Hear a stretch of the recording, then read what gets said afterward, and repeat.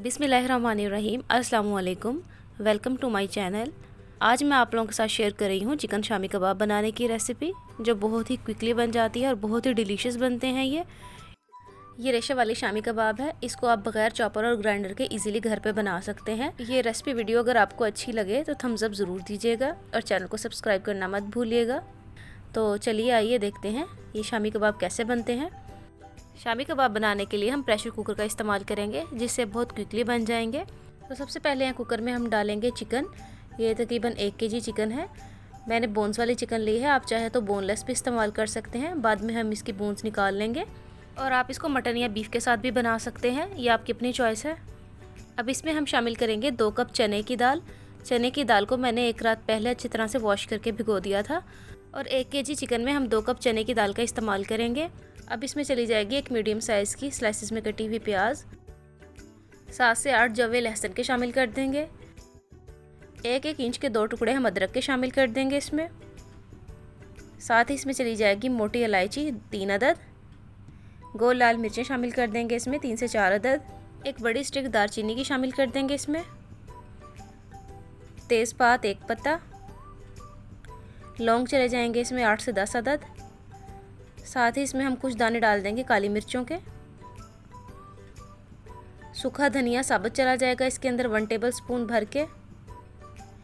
हल्दी powder 1 teaspoon. नमक चला जाएगा इसमें 1 टीस्पून। लाल मिर्च पाउडर भी चला जाएगा इसमें 1 टीस्पून ही। सफ़ेद ज़ीरा हम इसमें डालेंगे 1 टेबल स्पून भर के। इसके बाद इसमें हमने पानी डालना है, तो पानी इसमें हम 2 गिलास ऐड करेंगे। पानी अगर थोड़ा ज़्यादा हो भी जाए तो कोई टेंशन वाली बात नहीं है, क्योंकि हम इसमें जो चिकन और दाल का इस्तेमाल कर रहे हैं वो दोनों चीज़ें कच्ची हैं, तो इसको पकाने के लिए पानी इतना काफ़ी होगा। अब एक चम्मच के साथ हम इन तमाम चीज़ों को अच्छे तरीके से मिक्स कर लेंगे, ताकि तमाम मसाले चिकन और दाल के साथ मिक्स हो जाएं। अब हम इसको कर देते हैं कवर। 12 मिनट का हम इसको प्रेशर लगाएंगे, क्योंकि इसमें हम चिकन का इस्तेमाल कर रहे हैं, तो चिकन गलने में बहुत कम टाइम लेता है। और दाल भी मैंने पूरी रात से भिगो रखी थी, तो ये बहुत कम टाइम में गल जाएंगी सारी चीज़ें। तो सीटी आने के बाद यहाँ 12 मिनट गुजर चुके हैं। अब हम इसको खोल कर देखते हैं। तो देखिए यहाँ चिकन और दाल अच्छे तरीके से गल चुकी है। मज़ीद इसमें जो पानी है इसको हम ड्राई कर लेंगे, जिसके लिए मैंने फ्लेम को बिल्कुल हाई कर लिया है और साथ साथ हम इसमें चम्मच चलाते रहेंगे। अब इसमें जो हमने खड़े मसाले शामिल किए थे वो तमाम हम इसमें से निकाल लेंगे, क्योंकि उनका फ्लेवर जो है इसमें आ चुका है। काली मिर्च और लौंग को हमने रहने देना है, क्योंकि हम इनको कूट लेंगे। साथ ही मैंने इसमें से बोन्स भी अलग कर ली हैं, क्योंकि मैंने थाइस के पीस लिए थे, तो इस वजह से इसमें बोन्स बहुत कम थी। तो देखिए यहाँ पानी बिल्कुल ड्राई हो चुका है। तो आपने इस तरह से नमक मिर्च कूटने वाला डंडा लेना है और इसी से आपने इन तमाम चीज़ों को अच्छे तरीके से कूट लेना है। फ्लेम को मैंने ऑफ नहीं किया, बिल्कुल हल्का कर रखा है। तो देखिए इस तरीके से इसमें काली मिर्चें, लौंग और तमाम मसाले अच्छे तरीके से कूट चुके हैं और इसका रेशा भी बहुत अच्छा बन गया है। अब हमने चूल्हा बंद कर दिया है और इसको एक बाउल में निकाल के दोबारा से हमने इसको अच्छे तरीके से कूट लेना है, ताकि अगर कोई इसमें मसाला साबुत रह गया है तो वो भी अच्छे तरीके से कूट जाए। देखिए यहाँ हमारे शामी कबाबों का बहुत अच्छा सा रेशेदार सा मिक्सचर तैयार हो चुका है। अब इसके अंदर हम शामिल कर देंगे सब्ज़ धनिया फ्रेश कटा हुआ 1 कप।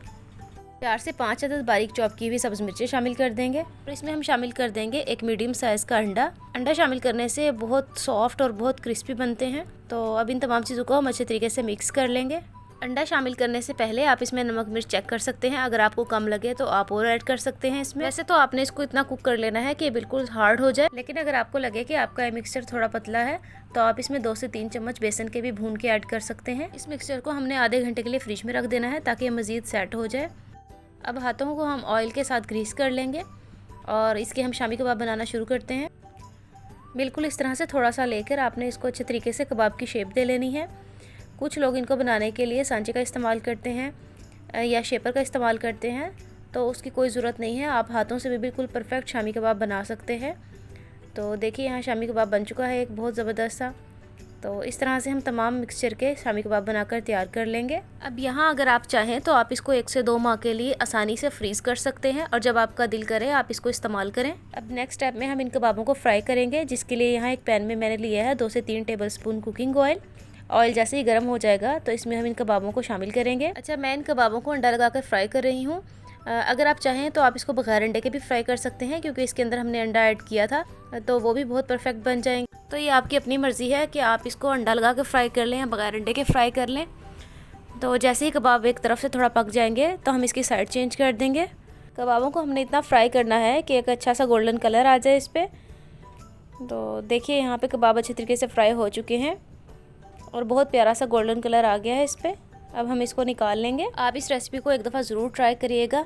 आई होप कि आपको भी ये रेशेदार शामी कबाब बहुत अच्छे लगेंगे। शामी कबाब सभी को पसंद होते हैं, तो इसको आप as a tea time snack या डिनर या लंच में कभी भी बनाकर एंजॉय कर सकते हैं। बच्चों के लंच बॉक्स के लिए आप इसको बनाकर फ्रीज़ कर लें। तो व्यूअर्स, आपको मेरी आज की रेसिपी अच्छी लगी हो तो थम्स अप ज़रूर दीजिएगा और वीडियो के बारे में अपना फीडबैक ज़रूर दीजिएगा। मिलते हैं एक न्यू रेसिपी के साथ, तब तक के लिए अल्लाह हाफिज़।